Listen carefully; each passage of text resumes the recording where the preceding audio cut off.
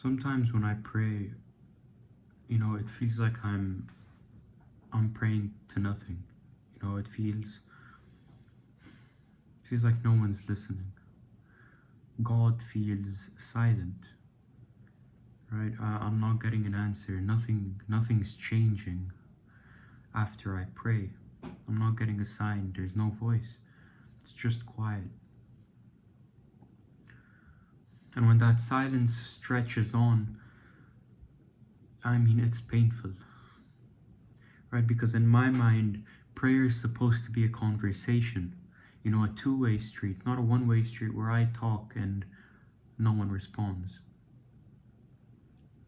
And when that happens, I find myself thinking, God, are you even listening? Do you even care? Are you even there? But the more I read scripture, the more I realize something, and it surprised me. See, God's silence is not meaningless.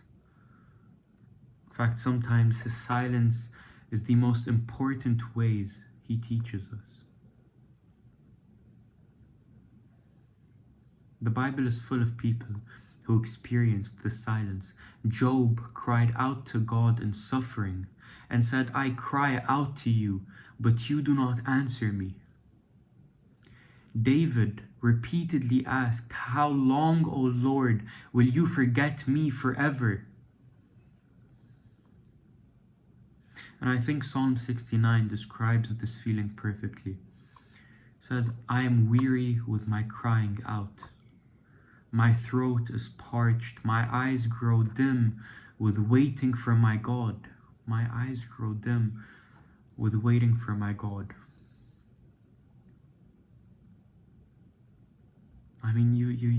How many times have you cried before God? How many times have you revealed your innermost emotions? You've been so intimate, and yet you got nothing in return. See, these are desperate cries from people who felt that heaven was quiet. And yet these prayers were preserved in Scripture. But why? Why would God allow these cries to remain in the Bible? Well, it's because silence has always been part of the life of faith. You see, silence does not mean absence. Sometimes silence means God is doing something deeper. I want you to imagine a teacher giving a test. See, during the lesson, the teacher explains everything, right? They guide their students step by step. But during the test, the teacher becomes silent, right? They watch from afar and they don't say a word. And it's not because the teacher has abandoned their students, but it's because it's time for the students to apply what they've learned. And God's silence can be like that. There are seasons when God teaches us clearly through scripture, through sermons, through spiritual experiences. And then there are seasons where he takes a step back. And it's not because he's left us, but it's because our faith is being tested and strengthened. James chapter 1 verse 3 says, the testing of your faith produces perseverance. Now, without those silent seasons, our faith might remain shallow.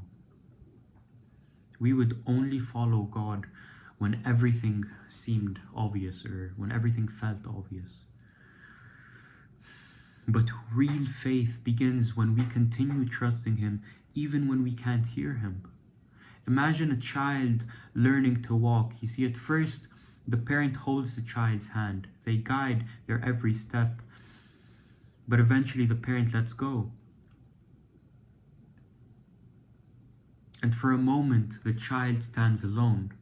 You see, the child starts crying and screaming, starts crying for its mother. It feels like abandonment to the child. But in reality, the parent is only one step away, watching carefully, making sure he doesn't get hurt. But why did the parent take a step back? Well, it's because the child must learn to walk. And God sometimes does the same with us. When our spiritual life begins, we may feel His presence very strongly. But over time, He allows periods of silence so that our faith grows stronger. We stop relying only on feelings and begin relying on trust. We stop praying only when we want something, when we need something. And we begin trusting Him. And God's silence prepares us. You see, there's a powerful example in the Bible I think many people overlook. For 400 years, there were no prophets in Israel. 4 centuries, there were no new revelations. No divine voice speaking through prophets. Imagine how silent that must have felt. The people of Israel wondered if God had forgotten them. But during that silence, something incredible was happening. History was being prepared. Roads connected nations, languages spread across the Roman world. Expectations for the Messiah were growing. And then suddenly, a baby was born in Bethlehem. After centuries of silence, God spoke through Christ Himself. And so what looked like silence was actually preparation. And God's silence in our life is exactly the same. While we're waiting for an answer, God might be preparing something for us that we cannot see. See, when Christ was on the cross, He cried out, my God, why have you forsaken me?" Even Christ, in His humanity, entered into the experience of feeling abandoned. And yet we know that the Father had not truly abandoned Him. The silence of that moment was not the end of the story. It was part of the path towards resurrection. And so God's silence isn't rejection, it's preparation. Preparation for growth, for deeper faith, for things we cannot yet see.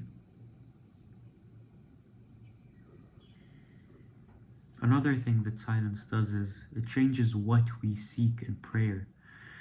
See, at the beginning of our faith, we often pray for things. We say, God, fix this problem. God, give me this opportunity. God, help me pass this exam. I'm tired of studying. God, this person is really annoying me. Can you, take him out of my life, please? But when God is silent, our prayers begin to change. We stop seeking things. We stop seeking only answers, and we start looking for God Himself.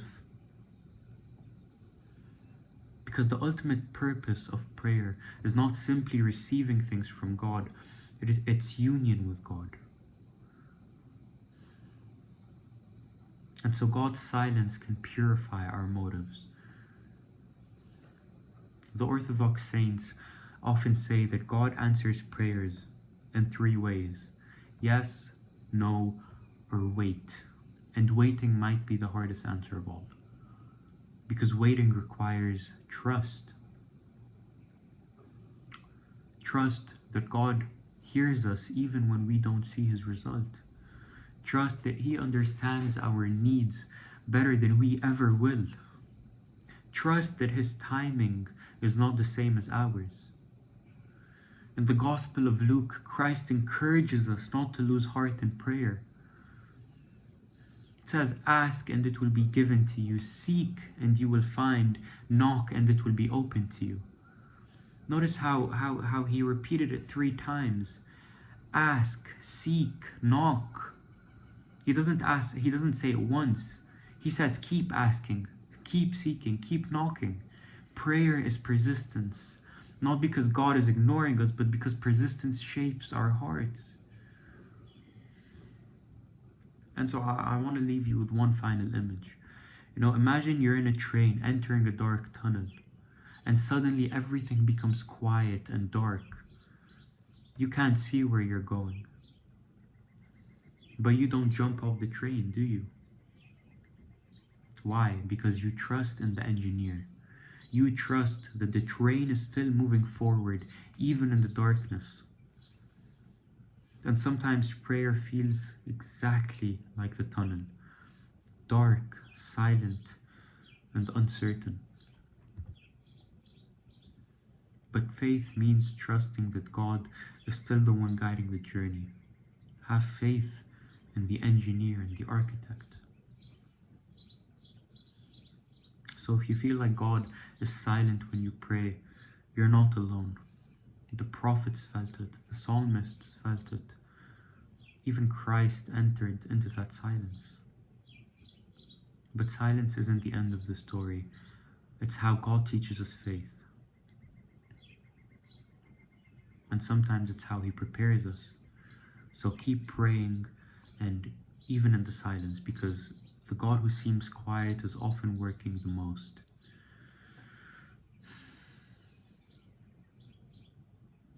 I hope this video helped someone. This is something that I've been struggling with recently, so yeah, thank you for listening again.